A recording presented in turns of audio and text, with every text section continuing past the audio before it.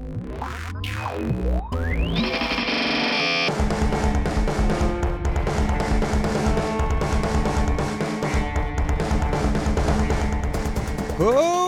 yeah!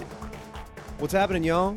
Today's guest is Sebastian Thomson, who's been the drumming force behind, shall I say, dancy electronica-inspired purveyors of eclectic post-rock.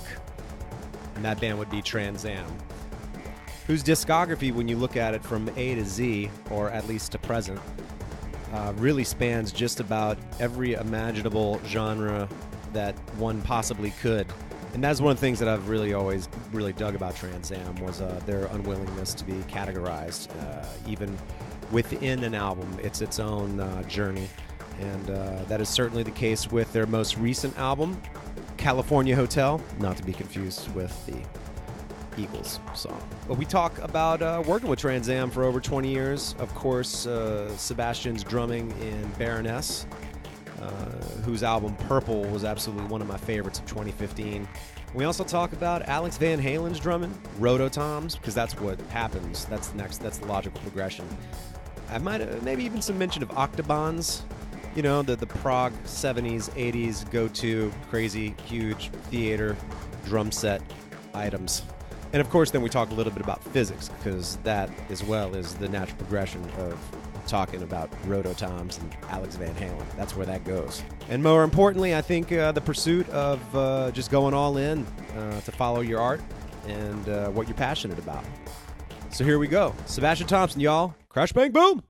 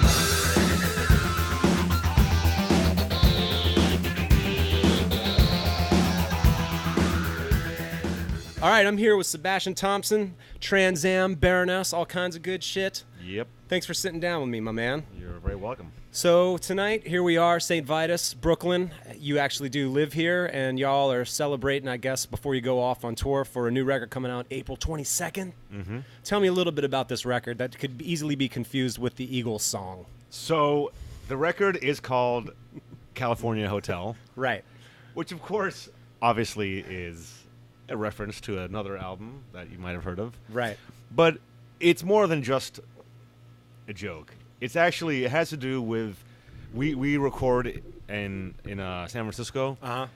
Because Phil lives there. He lives in Oakland now, but we have witnessed. I mean, he started hanging out there like 15 years ago. Yeah. So we've witnessed the insane change that the city has gone through, and so it's really a reference to the fact that you hang out in most of San Francisco, and it's just like super wealthy tech bros, and then we go on the way to the studio, and it's kind of like this warehouse zone, and it's like homeless city. It's insane. Like, you don't see that in New York. Right. It's crazy. And so that the album kind of refers to that. It's like this like nowhere else. I mean, in San Francisco, the whole like 1% and the whole income inequality thing is so obvious more than any other city in America. Really? I think so. It's crazy. New York is pretty extreme, but I guess maybe I don't hang out in Manhattan. Oh, I've been working in Manhattan for over a decade. Yeah, so. I only hang out in Brooklyn, and in Brooklyn it's just like everybody's just kind of mixed up. I mean, it's like tent cities. Yeah, in San Francisco, it's like blocks. If Bushwick, like old warehouse Bushwick, just had tent cities in it as well. It's like industrial / tent. It's just and like it's like under every underpass there's like a village. Yeah, it's like that kind of thing. You don't see that in New York. Yeah, you know? True. It's kind of crazy. And it's like the other difference is that San Francisco itself is physically really small, so it's like the gentrification's done. Right. In New York City, like you still got another 8 miles of Brooklyn. All the way go to the Bronx, right? We've got a long way to go still. I mean, we're at the northwest tip of Brooklyn right now. Right. There's a long way to go still. I mean, Brooklyn's massive. Yeah, it is. It's crazy. San Francisco's really small, so it's done. It's just like tech bros and homeless people, and that's it. Wow. I mean, I'm exaggerating, but you know what I mean. Yeah. Well, tell me a little bit about recording this record. I was reading that y'all did it over the course of a couple years. Is that? I mean, so I live in Brooklyn. Nate has been living in Portland, and Phil lives in Oakland. So we basically get together 2 or 3 times a year. Wow. And spend 10 days together. And the way we write is most of the time one of us will bring in. We each bring in a couple of half finished songs. I'll bring in a couple of bass lines. Yeah. Or a MIDI sequence for a keyboard and a drum beat, and then they add stuff on it, and so we kind of build stuff together. So it normally takes 5 visits to finish an album at this point. The first 2 are writing in the studio, the second 2 are mixing, and then the last one's just tying up loose ends and sequencing and all that kind of stuff. Do you share? Is there a lot of file sharing in the interim to share ideas? In the meantime? Y'all just kind of get together. We always talk about doing that. Never really happens. But we just get kind of lazy. You're fuck the internet. Why use that? No, I mean I love the internet, but I just think honestly I think that everybody else is doing other shit. Right. When we're not doing Trans Am.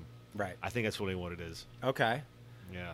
Well, speaking of other shit, you have after this show. You've got a series of shows, one of which you're double dipping, I understand. Tell me a little bit about what's going on. So I also play in a band called Baroness. I've heard of them. Right. So Trans Am has been the same 3 dudes from the beginning. The first album was recorded in 96, I believe. Released, like 98 or 97? No, released in 97. It was? Wow, okay. Yeah. So 20 years of releasing records. Of releasing records. Formed in 90? We started playing as kids probably in 89, and the other guys even before that. I mean, I've known them since junior high school. Jesus. Nate and I played in string orchestra in 7th and 8th grade. Really? I played violin and he played cello. What? Wow. Yeah, we all grew up in the same town. I left for high school and I went, it's a long story. I went back to Argentina because I'm from there originally. Anyway, Trans Am's been together for a long time. Baroness had, some unfortunate things happen to them, like a bus crash. And Alan, the drummer, didn't want to tour anymore, understandably. And we, the music world's kind of small. It's all friends of friends of friends. And, I was thinking about this the other day. I'm kind of getting off topic here. But Trans Am is a Maryland band originally. Right. D.C. suburbs, right? And Baroness is a Virginia band. Right. And it's kind of, it's not coincidental. Really? Yeah. There we go. There's the generator. There's the fucking generator. Yeah, I'll just continue. There you go. All right. I'll just give you some proximity effect. So, so they wanted to get a drummer that. I mean, Baroness has a pretty high-powered management. Yeah. So we. I say we now.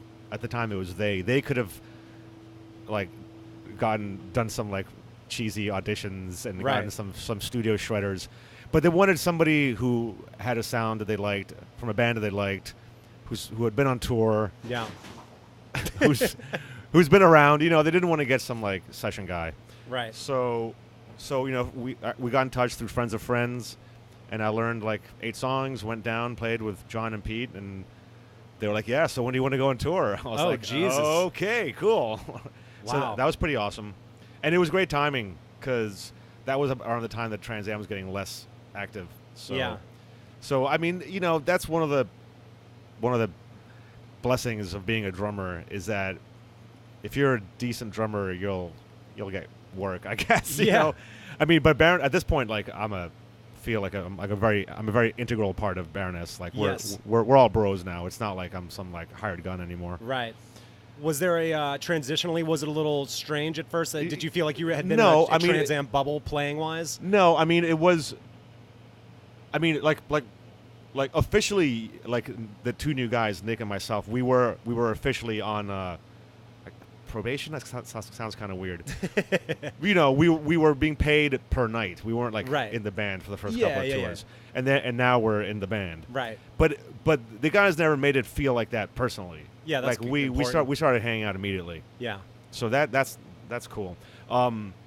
But as far as like the music, it was Alan's a really great drummer, and there's some things that I might do better, and some things that he does better. Right. And it's just kind of weird getting so deep into somebody's head. Right. And I honestly I'm not one of those drummers that I didn't really sit down and like learn all the famous drum licks from all. You know what I'm saying? Yeah. I just kind of made up my own shit. Yeah. Honestly. And they were cool with that? No. I'm saying like that was my past before Baroness. I see. So I didn't have much experience. Oh, I see. Like going that deep into some, and I didn't do. I never really learned a lot of covers. Right. Like I was always playing in bands. We always did all originals. Yeah. You know what I'm saying? So I didn't have that experience, but it was a good experience learning all of Alan's licks. Yeah. Because now they've added them to my arsenal, and it's cool, and we definitely do have a crossover. If you made a Venn diagram of Alan and me, Right. So, and we've hung out a bunch of times since then. He's a cool guy. We've partied down, and he's stoked on what Baroness is doing now. So nice. It's all good. When you first started playing with Baroness, or when it came time, really more so to record, I guess, the Purple album. That is what it's referred to as, right? I think people just say Purple. Just Purple? Yeah. Okay. When it came time to recording that record, and now in listening back to it, and then knowing what you know about what preceded it, how do you feel that your presence affected it, the band as a whole? I think what happened was that so Alan is. I'm obviously talking like I'm being very drum centric right now. but Alan is like a very talented like heavy rock and metal and punk drummer. Right. I'm more of whatever, a post-rock drummer. I don't know what the hell I am. So he was kind of going in my direction, and I was kind of going in his direction. So if you listen to the Baroness catalog, it's way mathy at the beginning, right, and way heavier, and then it gets more and more stripped down because they got more and more interested in writing songs. And Alan was more interested in making people actually like bob their heads, right, as opposed to like counting, right. Which I appreciate both those things. Yeah. So if you listen to Yellow and Green, the drumming is like really stripped down. Yes. And I was totally psyched to be like, finally, I get to play in a heavy band. Right. I'm gonna fucking do all the fucking rototom fills I can think of. You know what I'm saying? And whatever. Yeah. So I think I brought back some of like the hectic shit that was going on, and I'm kind of a hectic drummer in general. Like I'm not my wheelhouse is not like super laid back fat grooves. No, it's more about like really in like about to fall over, like really forward driving kind of grooves. But I really think I added that to Baroness, and I think it was good. It was kind of like a sort of like a slap in the face to Baroness. I don't mean like that's not what I meant. Yeah, I meant like sort of like something that wakes you up, like a kick in the balls, a splash of water on your face, I guess. Okay, not a kick in the balls. But you know what I'm saying? Yeah. And I was just like, man, I was like really excited to like be like, oh man, this is an awesome heavy band I'm playing in now, and I want to fucking like absolutely do some intense shit, Yeah.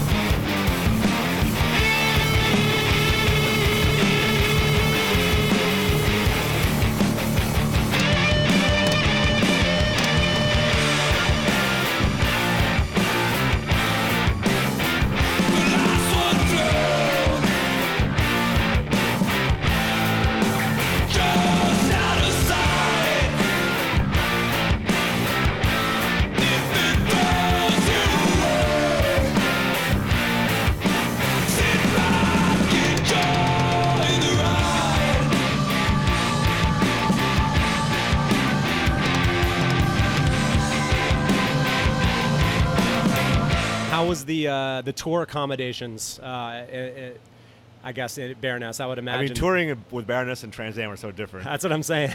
I mean, Trans Am is very DIY, which it does have its own advantages. Right. Baroness, we tour in a bus, and we have a crew. So, I mean, Baroness is way more cush, but it's not like extravagant. It's just more professional. Is really what it is. and we tour a lot more. And honestly, like Trans Am, we used to do like whatever 6-7 week tours in a van, sleeping on friends' floors. But you know what? I was like 23. Yeah. If I can't do that now. I hear you. I don't think physically I could do it. Yeah. Or maybe not even mentally. I think I'd just be like, this sucks. I can't deal. I'm pretty sure you would. When you're 23, you're like, this is fucking awesome. Yeah. Whatever. I've been living the dream. I'm in Boise. Yeah. Like whatever. But yeah, it's very different. But whatever. It's still playing drums on stage and having people freak out, which is awesome. That is killer. I was listening to a podcast interview you did, and I think, did you mention that you went to school for physics? I did. I was a physics major, and I started a PhD. I went to grad school for a year. Yeah. And then you dropped out at some point? Yeah, I mean, I dropped out because Trans Am started touring and making money and making records, but it didn't hurt that I felt really out of place in grad school. I'm sure you did. I mean, I still love science. I love physics. I love math. Yeah. I still dork out on that. But the reality of that life is that it's kind of like living in a monastery, because if you're not, it's so it's like the smartest people in the world. Oh, absolutely. And like if you're not in the lab all day every day, you're gonna fall behind, and it's super competitive, and it's really macho in a weird way, not physically macho, but intellectually macho. Yeah, it's very competitive because everybody's like, I'm gonna be the next fucking Einstein or whatever. So it was really intense, and even though I still love that shit, I didn't really have the insane drive that other people had. I had other interests. I liked making music. So when Trans Am started doing okay, I was like, you know what? I can go back to grad school later. Yeah. And I never did. And now I'm a little bit older, and Do you feel the physical act of drumming is an interesting counter to the intellectual world that you were in with the academia? I mean, at the time, I remember thinking, "Oh, this is cool," because it was like it's like the mirror image, right? Totally. But now I don't really do anything intellectual, so it's like maybe unnecessary to have the other side. I don't know. That's pretty funny, man. I mean, okay, I take that back. I write music, and I helped write music. That's it's aesthetic more than intellectual, but it is of the mind. Gotcha. Now I think we veered off for a second. You were talking about what the shows that you have coming up and where you're going from here, and double dipping on the Baroness. So right now we're at St. Vitus. Yep. Trans Am's playing, and then tomorrow we go to the 930 Club in D.C. and Baroness is headlining, and Trans Am's opening for Baroness, which it means I have to play 2 shows in a row, and I'm a little what's concerned? I don't know. I'm not concerned, just like aware, I guess, of what's ahead. You certainly have to pace yourself maybe a little bit more than you would otherwise. Definitely. And then but I'll be warmed up for the Baroness show. Yes, you will. But I mean, it's gonna be super fun, and it's fun that it's kind of like worlds collide, like. Right. I mean, all the guys they've all met. Yeah. But we've never played together, so. And I know everybody appreciates everybody. I know there's mutual appreciation of the music, Oh yeah, no doubt. So it's gonna be fun. And it's gonna be cool also because we are from the DC area, so we have lots of old family and friends there. Yeah. And Pete from Baroness he's from Virginia, so his family's gonna be there too. Right. So it's gonna be kind of like a little homecoming. And then the next day we fly to Paris, and then when we land, by we I mean Trans Am. Yep. When we land, we play in Paris, and then we do 2 weeks total, I think, around 2 weeks. And we're playing a festival called Roadburn. Awesome. In Holland, which Baroness is also playing. And the reason both bands are playing is because they asked John Baisley to curate. Oh, cool. So obviously Baroness was going to play, and then he's a Trans Am fan, so he asked us to play. And then when we said yes, we said we should probably add some shows to make the flight make sense. Absolutely. So here we are. Awesome, man. Yeah. I was just watching y'all do your sound check, and clearly you're playing a different kit than you play with Baroness. You got some fucking rototoms. It's all rotos. What's up, man? Alex Van Halen needs some octaobans. Well, thank you for pointing that out, because I fucking love Alex Van Halen. But you know what? The rototoms that he used, so like 99% of rototoms you'll find are made by Remo. Uh-huh. He used pearl. Really? Didn't he play Ludwig drums? He did. He was totally, you're right, a Ludwig endorsee, but the rototoms he used were these pearl rototoms that had like a fake shell. Like there was the rim with the head, and there was a gap of like 2 or 3 inches, and then a shell that was just there kind of for looks. Huh. He didn't use the Remo rototoms. Weird. So what are you playing? I'm playing Remo. Oh, you rototoms. are? Okay. Yeah. Okay. But yeah, that's kind of why I play him. It's because of him, and also because of Damon Che from Don Caballero. Right. You see him. And I remember seeing them, dude, I don't know, early 90s. Yeah. And I was like, what the hell is going on? And what is he playing? And this is awesome. And also Terry Bozzio and Missing Persons. Sure. So, yeah. And then the kit that I guess you're playing with Baroness, is that the Ludwig kit? I have a new Ludwig. I'm now also a Ludwig endorsee. Congratulations. I'm just like John Bonham and Alex Van Halen. Dude, look at you. Pretty sick. That's pretty badass. No, actually, I have to say that it really is kind of amazing. I feel totally lucky, and it's like, honestly, if you'd asked me what company would you want to, like, I'm not saying this to like brown nose. I would have said Ludwig. That's totally what I would have said. Yeah. Because that's what Alex Van Halen played, and Bonzo, and my other heroes like Stu Copeland played Tama. Yeah. I had a Tama kit when I was younger. I like Tama. So did I. But anyway, what else? Oh yeah, so I have a new kit now. Nice. I've gone from a 24 to a 22-inch kit. Oh, with, yeah? with You downsized. Baroness. I downsized because that's what I grew up playing. Uh-huh. I got a 24-inch kick for Baroness. I'm just like maybe like 5% faster on a 22-inch kick. Yeah? I feel like it just bounces a little faster. Really? Yeah. Do you not feel like if you got a shorter depth? I actually play shorter depth drums. That's why I play older Ludwig stuff. Yeah. Mine are a little shallow. I prefer like 14-inch depth drums. I'd started on them. Mine's not that shallow, but it's pretty shallow. There's no and the toms I'm using are like the opposite of power toms. They're pretty shallow. Really? I forgot what the depth is, but I'm using 12, 13, 16 floor, and 18 floor now. Is it that same orange glitter finish that the previous kit? Oh, really? Gold sparkle. What does that go back to? Was that a kit you saw as a kid and you were obsessed with that? You know what it was? When I first got the endorsement, that's when I joined Baroness, and it was on the Yellow and Green tour. Uh-huh. And John and I were nerding out on the website, and we were like, you know what? It's got to be a yellow or a green kit. Right. Because it's like, that's what we were promoting. Yeah.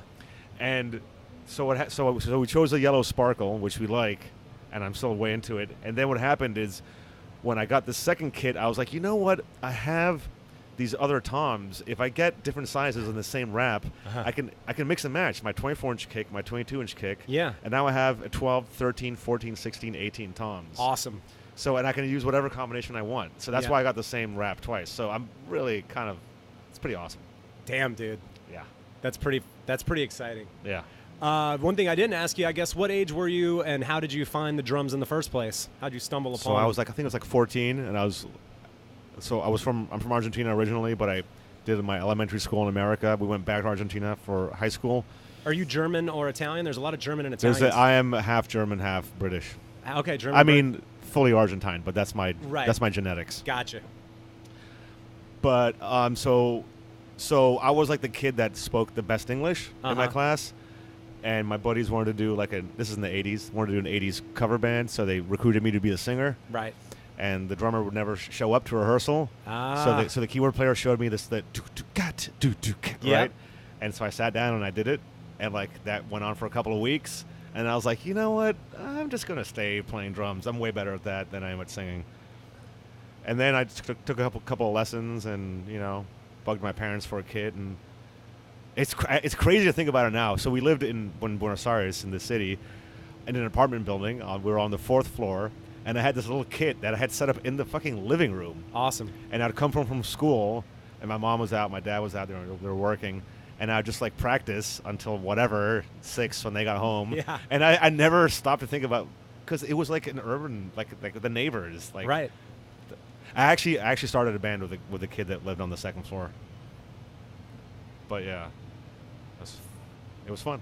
That's quite some time ago. That's very cool. So you played in Argentina before you ever even came to the States. Yeah, definitely. Yeah. I mean, it was we did Police covers and shit like that, and it was fun.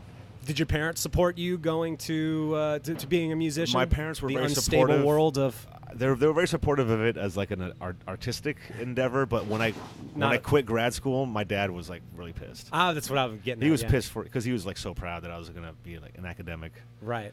Was he himself one? Yeah, definitely. And so Was he a scientist? No, but he's thought that was a very Yeah. noble like career choice. Nice. And now I hit things, but but you took a gamble and it paid off. I took a gamble, I guess, yeah. But he's a huge fan of both bands. He always comes to all our shows. He's coming tomorrow. Really? Yeah, my parents come to all the shows. So I mean, and my dad, like I got my hanging out and love of socializing from my parents. So shut the fuck up. Right. It's your fault. Yeah, you know what I mean? Blame it on them. Yeah. That's funny, man. I saw you one night with John Theodore at Rockarola, the bar in Williamsburg. I feel like. Yeah. How do you know him? Is it through Golden? And it's through Golden. So Phil from Trans Am and John from Golden, they went to Oberlin together. Oh. In Ohio, and Nate was at UNC and I was at Bard College in upstate New York. Yeah. So Phil's college band was Golden, and John is actually from Baltimore, but we didn't really know him. Well, actually, we didn't know him until college. So Golden and Trans Am toured, did many tours together. Really? I could see that for sure. Yeah, we did a lot of tours together, and they all moved to the DC area for a while. Right. This is before John was playing with anybody else. Yeah. And we toured a lot together, and John and I would do like double drumming stuff together, and that's super cool. Yeah. Yeah, it's all, and we're still tight bros. So yeah, it's kind of awesome. Like he's very successful. He got a pretty good gig. You got a great gig. I mean, he definitely deserves it. But it's kind of awesome that Trans Am is not like a paying the rent business anymore. Yeah. But Baroness is. Yeah. You're gonna need it to stay in New York. Oh yeah. But so Theodore and I we have these. It's like he's like one of my last friends that still does that. Right. To pay the rent. Yeah. You know what I'm saying? So we have these kind of conversations I can't believe we're still doing it. I know, it's amazing. Yeah. Queens of the Stone Age gig will help you certainly with some bills. Definitely. He told me. I mean, I shouldn't say anything. Go for it. He told me the first time he went to audition for them, he just showed up with his drums in the back of the truck with no cases, no stick bag, and they were like, "Dude, come on, you gotta be a little more professional." He was like, "What, man?" And he still got because he was already friends with them. Right. He's an amazing drummer, and he was already friends with them. Yeah. From living in LA. Yeah. So it was it was probably a done deal. Yeah, I hear you. Well, I guess going forward, man, what is you obviously putting this record out like we said, April 22nd. Baroness wise, we're doing a couple of shows in America in May, just a handful, and then we're going to go to Europe in June for festivals. Which festival season used to be later in the summer in Europe, but now apparently it's just all summer. Yeah. So we're going to do some stuff in June, and then we're going to start writing. Awesome. I mean, we already have started writing, but more nailing it down. More seriously. Yeah. Cool, man. Well, I think that about does it. Sebastian, thanks for talking to me, man. Hopefully it hasn't been a cacophony of generators and yeah, hopefully I was close enough on the mic. I think so, man. Cool. Appreciate it, man. Right on. All right, y'all. Thanks for dropping in, and many thanks to Sebastian for taking the time to sit down with me. The new Trans Am rules. I look forward to whatever new Baroness could be coming out sometime soon as well. Keep it up. It's killing. Thanks, Sebastian. Thanks for tuning in. Y'all the shit. All right. Crash, bang, boom.